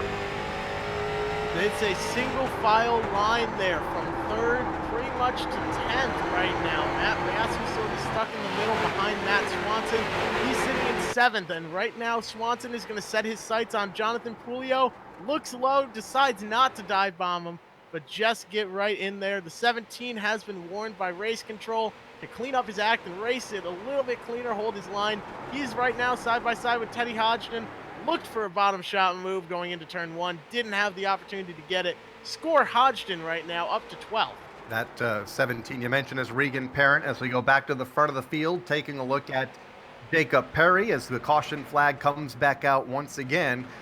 Kyle Souza's going to have at least one more restart over Moeller, Borges, Haidar, who's in 4th, and Pulio rounding out top 5.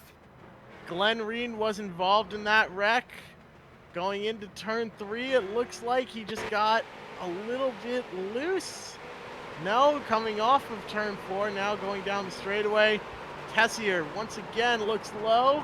Glenn Reen looked to block, and Tessier and he just made a little bit of contact there on corner exit. Glenn Reen goes around. Tessier's had a tough time on the bottom of the racetrack. We saw it in turn 3 a couple of laps ago with the 21, and now we saw it again there off of turn number 2. Absolutely right, and this is a tough track to get around in any car, let alone a car that slides around as much as this. Street stocks at Stafford is one of the hardest possible combinations that you can have here on iRacing, I think. That for a green, white, checkered finish into the final couple of laps of this event. Don't forget, next week, late models will be the featured division here, 60 laps. And then in 2 weeks, Tour Modifieds for 80 laps. Again, all sponsored by All Phases Renovations, the official sponsor of tonight's event, posting the purse of $250, $150 to the winner, $75 for second, $25 for third. Be sure to check out their Facebook page, All Phases Renovations, or give them a call at 508-332-6316 for more information on All Phases Renovations, as they're your source for outdoor construction needs like patios and pool renovations, outdoor bars, which sounds good right now, kitchens, decks, and more.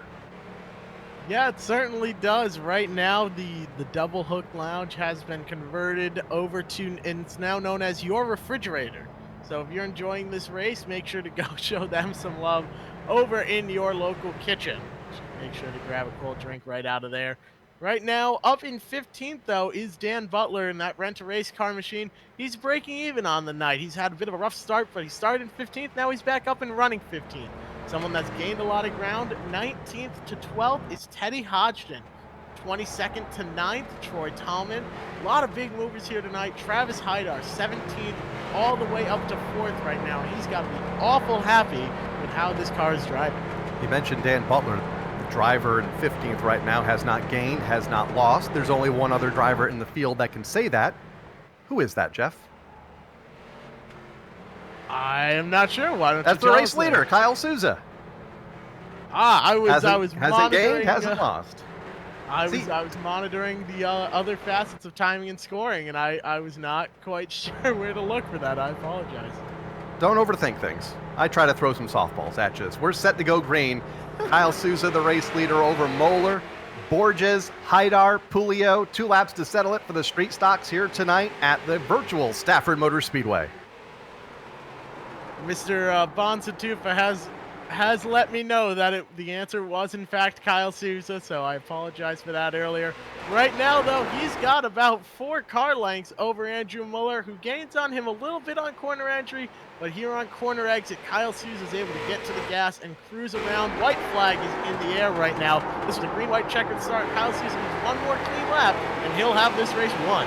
So far, so good. Can he hold off Andrew Moeller in the second spot? Up the back straightaway into 3 for the final time here tonight. Kyle Souza, going from media member to virtual race winner here at the Stafford Motor Speedway, takes the checkered flag and wins the Street Stock 50-lapper here tonight over Moeller, Borges, Hydar, and Pulio. Congratulations to Kyle Souza picking up the All Phases Renovations 50 here tonight for the Street Stocks. Kyle Souza just became $150 richer. We'll talk more about that after our break, and we'll give you a full field rundown as well.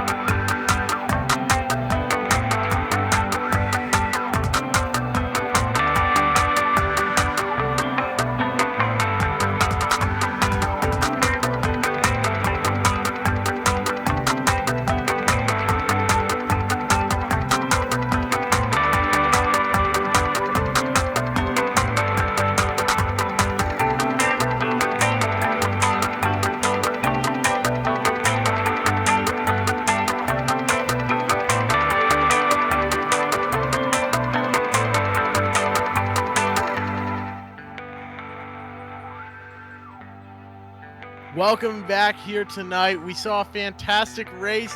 Although Kyle Souza had to spend a lot of time waiting there under caution, All Phases Renovations has made Mr. Kyle Souza $150 richer, Andrew Muller $75 richer, and Ryan Borges $25 richer. The rest of the top 10 includes Travis Hydard, Jonathan Pulio, Jeff Gallup, Troy Tallman comes home 7th, Robert Sturk in 8th, Teddy Hodgson, surprising to see him as far back as 9th. He's been absolutely dominant. And Reagan Parent comes out here in 10th. Yeah, some good top 10 runs there by those guys. Reagan Parent, obviously one of the drivers that transferred. Then it's George Bissett Jr., Devin Jensick, Dan Butler, Jacob Perry, Kevin Gambacorda, top 15. Glenn Reen had issues all night, finished 16th. Mark Alka 17th. Justin Bren 18th. Mason Tezier in the 19th spot, another one of those fan drivers, and Matt Basser rounding out the top 20. In 21st, one lap down was Matt Swanson. Mikey Flynn comes home 22nd, Peter Bennett 23rd, and Dalton McCarthy rounds out the field in 24th. First up here on the booth, we're going to have Andrew Muller join us.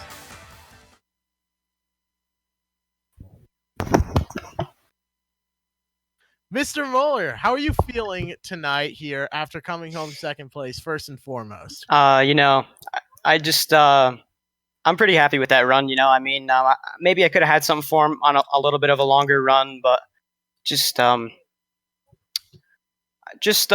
really happy with how this race came out. We had a really good car, and obviously, well, everybody had the same car, but just staying smart and avoiding some of the wrecks, and it's really about survival. There's a lot of cautions, so you just kind of have to manage your stuff. You only get one set of tires, and to be able to come out in second there was pretty awesome. I was pretty happy to run with the Ryan Waterman scheme, so that was really cool to be able to finish up front with that too. Andrew, a 9th, 10th, and a 6th in your modified starts. A second here in the street stocks. Obviously, you adapted well. What's been the key to your success in your first 4 starts here in Stafford's iRacing series. Just spending a lot of time on the sim when I can. Just having fun.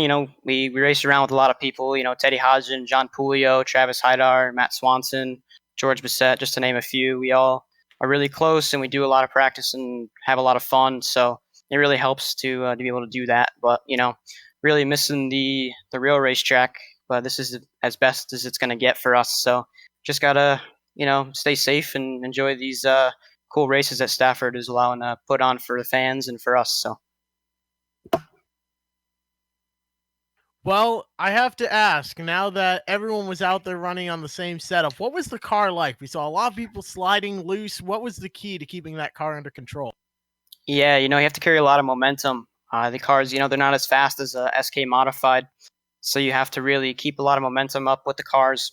And they were like at the beginning of the run, it was really tight, and it was really tough to figure out what we were going to do for qualifying. I ended up qualifying really good, but just deciding what kind of line you're going to run the first lap, because the second lap is definitely better with the street stock versus the SK. The first lap is better on iRacing. So just playing it smart and saving what we have. The car was pretty consistent throughout the whole run there. Just I can't thank everybody enough. CBYD, Bud's Truck and Diesel Service, Greens Construction, Race Choice. On board of my iRacing car and on board of my car in real life. So it's been so fun, and I'm ready for the late model race next week too. That late model race next week is going to be an exciting one. Congratulations on that second place finish here tonight. Hopefully next week you can keep it up in those late models. Thank you very much, guys. Appreciate it. All right, Andrew Absolutely. Moeller, second place finish. One of the more consistent drivers that we have seen in the first 5 weeks of this. He missed an event, I believe, had a computer issue, but all top 10 finishes in the other 4 starts, including a second here tonight. Ryan Borges is now joining us up here in the booth. You started in 5th, you work your way up to 3rd. What was the key to surviving these cautions and taking advantage of the green flag laps? I mean, since we had a lot of cautions, it was kind of just the whole race came down to the restarts for the most part. I mean, we had a couple 5, 6 lap runs, but the restarts were key. And I was just kind of kicking myself because I think one of the restarts, about 10, 12 to go, I was sitting in 3rd and I missed a shift. So it sat in neutral for about a second while I gathered it up and lost a spot to Pulio, I think, for a second. And after that, I really didn't have a shot to get back to the lead. But really, it came down to the restarts and just not getting turned. I mean, once you got turned, if someone got turned and they were to the back, I mean, with 50 laps and caution laps counting, you weren't really getting back to the front. 8th last week in the modified, 3rd here tonight. How big of a difference are these cars? Kind of explain to the fans the difference between the modified last week and the street stock here tonight. Oh, it's a world of a difference. I mean, these are less power, and you would think less power would equal easier to drive, but I would say these are probably a little bit. I mean, you probably saw it on the broadcast. A lot more people spinning out. These are harder to drive. I mean, you're getting into the corner, the tires are cold, and the thing. If you're not careful with it and walking into the corner, it's just going to spin around on you. And it's hard to save these, especially when there's people all over your bumper and possibly turning you before you have the chance to gather it up. So it's the modifieds, just especially the SKs. I mean, they got good horsepower, but not compared to the Tour. I mean, a lot of grip with the tires. I mean, everyone was just able to drive him really hard for most of the race. That's why you saw everyone kind of lined up so much in the modified race and kind of harder to pass in those. These, I mean, it's not that much easier to pass in these, but everyone's off the throttle a lot more. These things are heavy, slow, not gripping a lot, trying to get around the corner. They're a lot of fun to drive. It's just it's hard to keep them under control, especially on the restarts when the tires are cold. They absolutely are. Who do you have to thank for this 3rd place finish here tonight? I just got to thank RPM Motorsports, the team I run. I run Champ carts. We run at Pomfret Speedway and then Stafford as well with the Wild Thing carts. Just RPM Motorsports. Also got to thank the Northern Senior Champ Cart Series. We run at Pomfret, Stafford, and then this year we're running up at New Hampshire at 106 Raceway Park and also Londonderry. So be competing in that. Also, thank you to Stafford for letting me compete. I mean, I'm one of the fan drivers, so just thankful that they let some of us be in here and have some fun while none of us get to race. And thank you guys for putting the broadcast on, the fans for watching as well. I mean, it's tough not having any racing in real life, but this is somewhat. I mean, I think it's fun. It's fun, hopefully fun for everyone watching and putting it on. It absolutely is a lot of fun, and thank you for thanking us as well as the fans. Without the fans, man, it'd be an awful boring broadcast here, an awful boring racing, having nobody to show it to. So congratulations on that third place finish here tonight, Ryan. Congrats on racing your way in, like you said, and hopefully we'll see you up here again next week. Cool. Thank you, guys. Abs. And and now our winner, Mr. Kyle Souza, is going to be brought in here. Kyle, you ran a lot of caution laps there. What's going through your mind? How are you staying calm, cool, and collected there while you're just pacing what feels like endlessly, wanting to go back green and knowing you have to defend the lead? I think that was the most stressful moments of my life. I swear. I mean, that was incredible. How stressful that was, and how I don't think I've ever hoped for so many yellows in my life. You know, we go to the track, we hope for green flag racing, but for the first time ever, I hoped that the whole race was under yellow because I was fine with it. I had no idea, Kyle, that you were such a great iRacer. I told Jeff earlier, I'm like, I talked to Kyle earlier and he thought he had a good shot at winning. And I kind of said, yeah, okay, every driver says that. But for those that don't know, obviously you're a media member for the most part up in the press box with the rest of us. How long you been doing this, and how and what goes into preparing for a night like tonight? Yeah, I've been on iRacing 6 or 7 years, and just kind of started as a fan, just like anybody else, just trying to have some fun. And then over the last couple of years, I've started to connect with the right people, get the right setups under the car. And then obviously this is my phone's blowing up too. This is a fixed setup league. So everybody's running the same setup. So it's really just learning how to drive the car. A lot of practice laps, and just trying to get around other cars in practice, see what the car does, and just simply track position is kind of important, not only in this car but any car. But I heard Ryan saying just a moment ago, these things kind of drive like a tank, man. They're really heavy, they're really tight in the center of the corner. You got to use a lot of brake. It's just a lot of practice and a lot of finesse with the wheel. It's nothing like I don't think it's anything like driving a real race car. I haven't done that, but a lot of the drivers are telling me that the things you would do in real life, you're doing here. So maybe I'll have to get in a real race car one day. Must be Sean Corshane blowing your phone up, wanting to get those post-race quotes. Well, he already tweeted that he had won a real life race at Stafford, and I haven't. So maybe I'll have to get behind the wheel or something. Well, we were talking about that and talking about getting media members behind the wheel of race cars here at Stafford. So I don't know, maybe you can hit up the guys over at Rent a Race Car, make something happen that a ways. But who do you have to thank here for getting that win in that very fine looking car tonight? Yeah, there's nobody really to thank, to be honest with you. I do have to thank Derek Luchaki, as Seekonk driver. He was in the spotter stand for me. I wasn't going to have a spotter, and he was in there, so he helped me out a lot. On the restarts, got to thank Jeff, my brother, for making the paint scheme, kind of freshened it up today with the new company logo that I just launched off the ground. So I guess it's a good debut for everything. And got to thank you guys from Stafford for putting this on. We're doing something similar over at Seekonk, but it's really good for all of us to have something else to do other than sit on the couch in quarantine and at least do some type of racing. So thanks to you guys as well. Absolutely. It's our pleasure. Congratulations.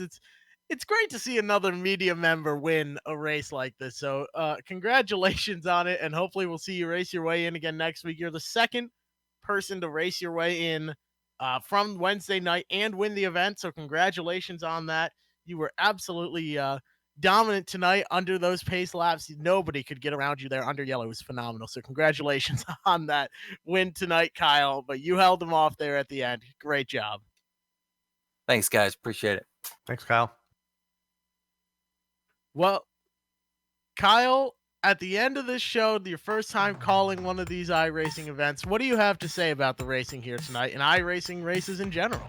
It was fun. A little rough, but I think we expected that after running the last month in SK Modifieds. These guys and gals had a tough time adapting to the street stocks, but when all was said and done, it was some of the iRacing veterans at the front, like Kyle Souza, who has that great iRacing rating, leading every lap, and saw some spectacular wrecks. There's a lot of new names toward the front of the field.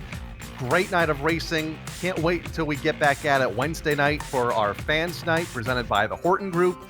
with late models, and then we're back here next Friday night with our All Phases Renovations series with late models. 60 laps next week. It's going to be fun. It absolutely is going to be fun. And speaking of All Phases Renovations, thank you to them for being the title sponsor here tonight. Thank you also to the organizers, Stafford Speedway, especially Paul LaRue, who worked so hard behind the scenes to get everything put together here. Thank you to the team today, myself, Kyle, Sean, and Dougie. We very much appreciate everyone watching along with us here. Thank you to the companies that provide the software and hardware for our broadcast listed here on your screen. Additional thanks to June Lalonde, who provides our wonderful music. See the screen for how to get a hold of more of her great work.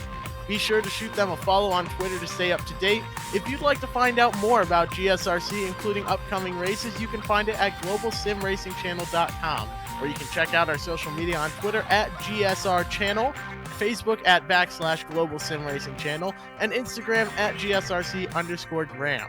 Don't forget to head on over to the GSRC YouTube page and hit that big red subscribe button if you haven't already, so that you don't miss a moment on the Global Sim Racing Channel.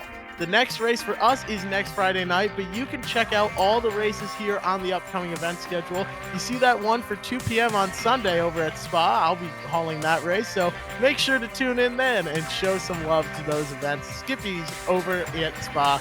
But on behalf of everyone here at GSRC and the Arute family, good night, everybody.